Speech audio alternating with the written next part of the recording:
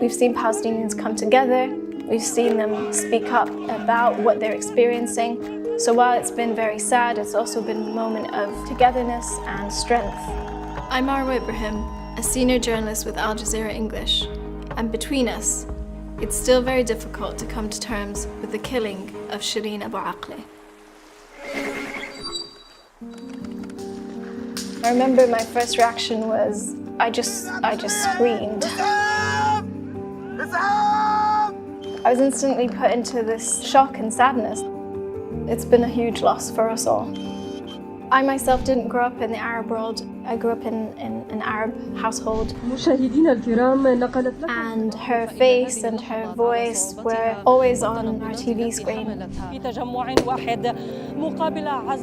And then when I grew up and became a journalist myself and then joined the same network that she worked in and eventually met her in Palestine as I was reporting there, it was a huge honor.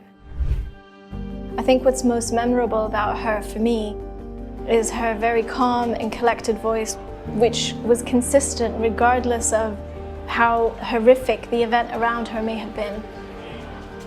It wasn't just about the journalism. She deeply cared for the people and the place and the cause that she reported on, and I think we all recognize that. She was definitely an icon, and it's really still difficult to come to terms with her loss.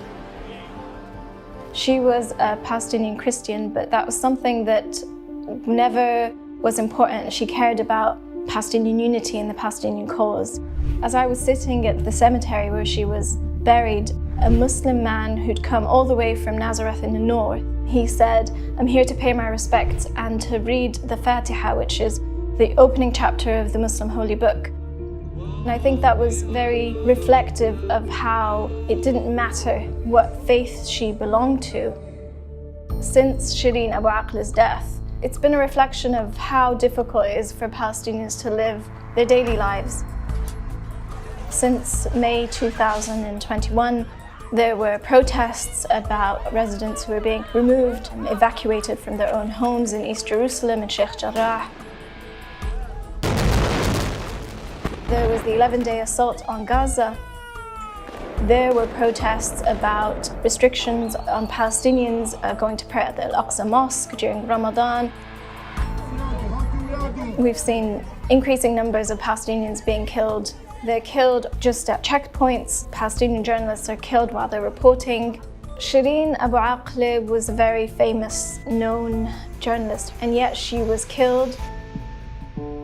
According to a lot of the investigations that were launched by human rights organizations and media organizations, she was targeted. It wasn't a random bullet that killed her, she was targeted and killed. We find that the shots that killed Abu Akleh came from Israeli security forces and not from indiscriminate firing by armed Palestinians.